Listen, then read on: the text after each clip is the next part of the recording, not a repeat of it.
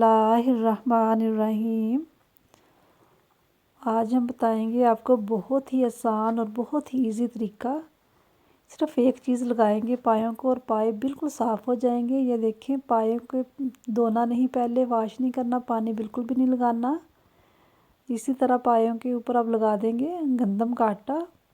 ये वही आटा है जिसकी रोटियां बना के खाते हैं। इस तरह सारा ही इसको पाए के ऊपर लगा देंगे। ये मटन के पाए हैं, आप चाहे बीफ के भी इस तरह पाए तो इस तरह साफ़ करने हैं। ये देखें, दोनों ही किस्म के, बीफ के या मटन के, इस तरह आटा लगा के तो रख देंगे। 20 से 25 मिनट के लिए इसको छोड़ देंगे।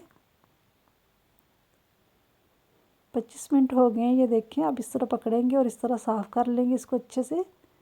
और जितने भी बाल होंगे वो सारे आटे के साथ बाहर निकल आएंगे और पाए जो होंगे हमारे वो बिल्कुल साफ़ हो जाएंगे।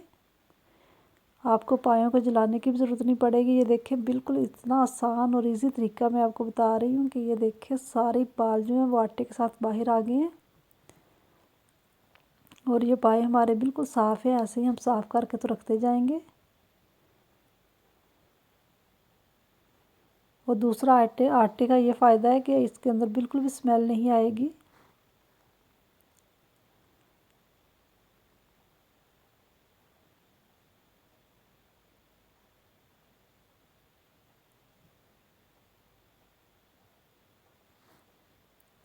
सारे हम इस तरह साफ़ कर लेंगे,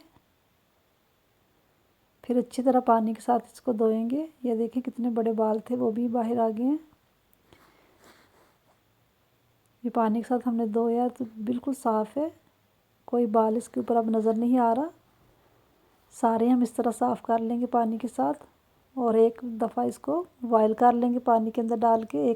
सिर्फ एक बॉयल देंगे ताकि जो फ़ैट वाला पानी होगा वो भी बाहर फ़ैट जो होगी पायों के अंदर वो भी बाहर निकल आएगी पानी के साथ। ये देखें, इसको हमने जब बॉयल दिया तो सारा जो फ़ैट वाला पानी वो ऊपर आ गया। इसको हम निकाल लेंगे। बिल्कुल भी विटामिन ज़ाया नहीं होते, ये सिर्फ जो फ़ैट वाला पानी होता है वही है, फ़ैट जो है।